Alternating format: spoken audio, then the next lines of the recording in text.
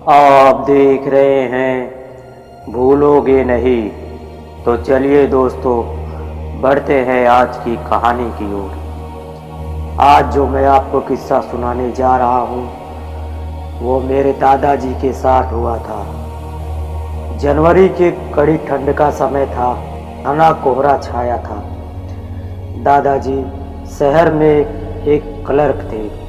उस दिन सारे लोग जल्दी कार्यालय का सारा काम खत्म करके घर की तरफ निकल रहे थे।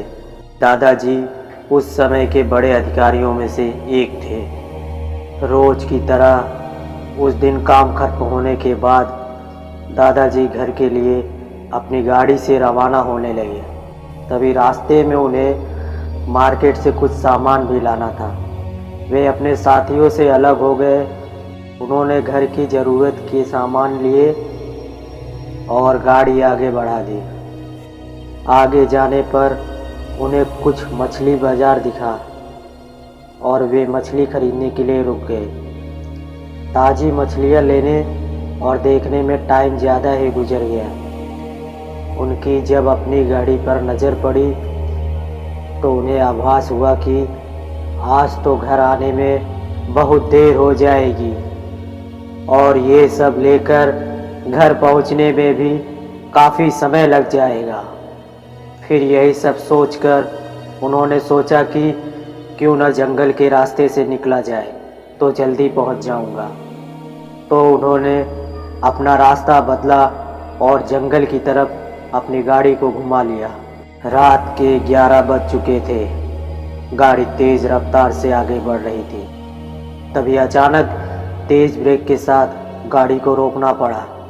उनकी गाड़ी के आगे एक औरत ज़ोर ज़ोर से रो रही थी। उन्होंने सोचा इस वीराने में ये औरत क्या कर रही है। उन्हें लगा कि कोई मजदूर की पत्नी होगी जो नाराज़ होकर घर छोड़कर जंगल में भाग आई है। तो उन्होंने पूछा कि यहाँ जंगल में तुम अकेली क्या कर रही हो। लेकिन उसने कोई जवाब नहीं दिया और ज़ोर ज़ोर से रोने लगी। सारे जंगल में उसकी हूँ हूँ सी सिसकियाँ गूंज रही थी। फिर दादाजी ने पूछा, तुम्हारा घर कहाँ है? लेकिन वो कुछ भी नहीं बोली। तब दादाजी ने कहा कि आज चलो मेरे घर में रहना, सुबह अपने घर चली जाना। ये जंगल बहुत सारे जंगली जानवर से भरा है। रात भर यहाँ मत रुको, चलो। आज मेरे घर में सबके लिए खाना बना देना और कल सुबह अपने घर चली जाना। उसने ये सुना तो झट से तैयार हो गई और गाड़ी में पीछे की सीट पर बैठ गई। सिर में बड़ा सा घूंघट डालने की वजह से उसका चेहरा छुपा हुआ था। कुछ ही देर में गाड़ी घर के दरवाजे पे थी। घर के लोग कब से उनकी राह देख रहे थे। गाड़ी रुकते ही माँ ने पूछा, आज तो बहुत देर हो गई और सारे लोग आ भी चुके हैं। तब उन्होंने सारी बातें अपनी माँ को बताई और कहा कि आज खाना इससे बनवा लो, कल सुबह ये अपने घर चली जाएगी। इतनी रात को बेचारी जंगल में कहाँ भटकेगी, इसलिए मैं इसे ले आया हूँ।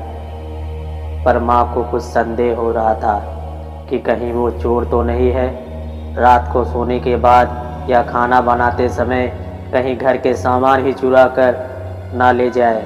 पर बेटे की बात को कौन मना कर सकता है। उन्होंने उस औरत को कहा, देखो आज तो मैं रख ले रही हूँ, लेकिन कल सुबह होते ही यहाँ से चली जाना और जाओ रसोई में ये सामान उठा कर ले जाओ और खाना बना दो। उसने फिर से जवाब नहीं दिया, बस हूँ हूँ की ध्वनि से बाहर आई और वो सारा सामान लेकर माँ के पीछे चल दी। रसोई में सारा सामान रखवा कर माँ ने उसे खाना जल्दी बनाने की सख्त हिदायत दी और वहाँ से चली गई। लेकिन उनका मन कुछ परेशान था।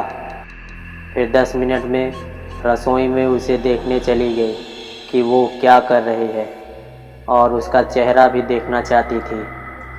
लेकिन वहाँ पहुँची तो देखा कि वो मछलियों का थैला निकाल रहे थे। उन्होंने बहुत ज़ोर से गुस्से में कहा, यहाँ सब खाने का इंतज़ार कर रहे हैं और तुम अभी मछलियाँ ही निकाल रही हो, कल सुबह तक बनाओगी क्या? उसके सिर पर घूंघट अभी था तो चेहरा देखना मुश्किल था। उन्होंने उससे कहा, तुम जल्दी से खाने की तैयारी करो, मैं आग सुलगा देती हूँ, काम जल्दी हो जाएगा। और वे जल्दी से चूल्हा जलाने की तैयारियां करने लगी, लेकिन साथ ही वो उसका चेहरा देखने की भी कोशिश कर रही थी। लेकिन वो जितना देखने की कोशिश करती वो और पल्लू खींच लेती। अंत में हार कर वो बोली, देखो मैंने आग सुलगा दी है, अब आगे सारा काम कर लो, कुछ ज़रूरत हो तो बुला लेना। लेकिन वो फिर कुछ नहीं बोली। अब उन्हें लगा कि यहाँ से जाने में ही ठीक है, वरना मेरा भी समय खराब हो जाएगा और हो सकता है अनजान लोगों से डर रही हो। ये सब सोचकर उन्होंने उसे कहा कि मैं आ रही हूँ, जल्दी से खाना बना कर रखना, और वहाँ से निकल गई। मन अभी तक परेशान ही था, कभी अपने कमरे, कभी बच्चों के, कभी बाहर सबको देख रही थी, कहीं कुछ अनहोनी न हो जाए। 1 मिनट भी आराम से नहीं बैठ पाई। अभी 5 मिनट ही हुए थे, पर उनके लिए वो घड़ी पहाड़ सी हो रही थी। समय बीत ही नहीं रहा था। 10 मिनट बड़ी मुश्किल से गुजारे और वे तुरंत ही कुछ सोचकर रसोई की तरफ दौड़ी। और वहाँ पहुंचकर जैसे ही उन्होंने रसोई घर का नज़ारा देखा, उनकी आंखें फटी की फटी रह गई। उनके पैर बिल्कुल ही जम गए, ना उनसे आगे जाया जा रहा था और ना ही पीछे। उनके हृदय की धड़कनें रुक रही थी। वो औरत रसोई में बैठकर सारी कच्ची मछलियाँ खा रही थी। सारे रसोई में मछलियाँ और खून बिखरा पड़ा था। उसके सिर से घूंघट भी उतरा पड़ा था। इतना खौफनाक चेहरा आज तक उन्होंने नहीं देखा था। बाल, नाखून सब बड़े हुए थे। मछलियाँ खाने में मगन होने की वजह से उसे कुछ भी ध्यान नहीं था और खुशी से कभी 2 आवाज़ें भी निकाल रही थी। रसोई पिछवाड़े में होने की वजह से और लोगों का ध्यान भी इधर नहीं आ रहा था। माँ को कुछ भी समझ नहीं आ रहा था कि चिल्लाने से कहीं घर के लोगों का नुकसान न पहुँचाए। वो चुड़ैल से अपने घर को कैसे बचाए, उन्हें समझ नहीं आ रहा था। बस भगवान का नाम ही उनके दिमाग में आ रहा था। अचानक वे आगे बढ़ने लगी उसकी तरफ और झट से एक थाल लिया और चूल्हे की तरफ दौड़ी। उस चुड़ैल की नज़र भी माँ पर पड़ चुकी थी, तो वो भी कुछ सोचकर अपनी जगह से उठी। माँ कुछ भी देर नहीं करना चाहती थी। उन्हें पता था कि आज अगर जरा भी लापरवाही हुई तो अनहोनी हो जाएगी।